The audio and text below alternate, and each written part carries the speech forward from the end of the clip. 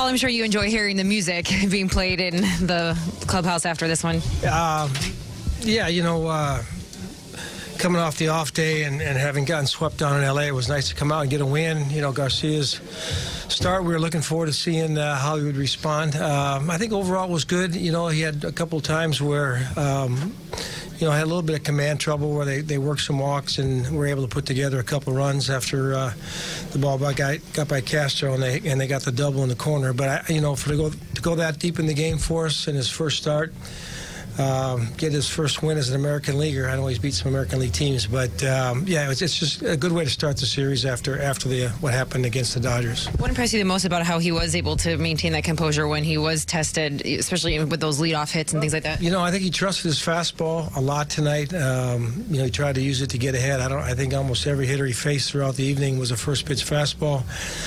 And, you know, he mixed in enough sliders. He tried to save that pitch maybe till 2 strike counts, and the changeup was good too. But, you know, even though you're a veteran and you've, you know, pitched for a couple teams, when you transition somewhere under the circumstances, it's going to add a little bit of, you know, it's just a different feel, I'm sure, for him. So to get that one out of the way and put a win on the board, that was big for us. And you had a nice night offensively from the last 3 guys in the lineup. All of them had a couple hits. Yeah, the bottom did a nice job.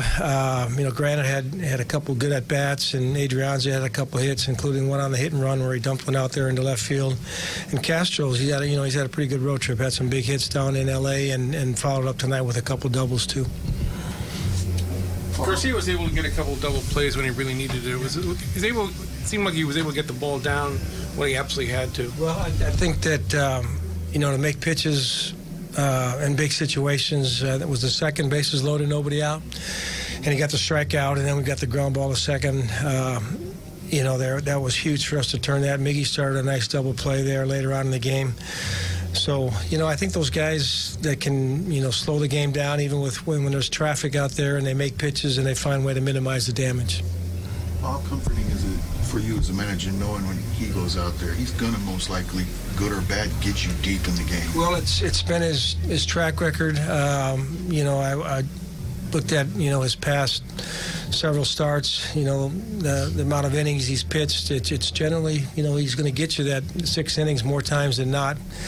And he does it fairly economically, so it gives him a chance to stick around later into the ball game. You know, he kept telling me after the 5th, after the 6th, he was good, and he made it stand up. I took him out there after the single there only because pitch count was getting up there, and at that stage of the game, we only needed 7 outs to go.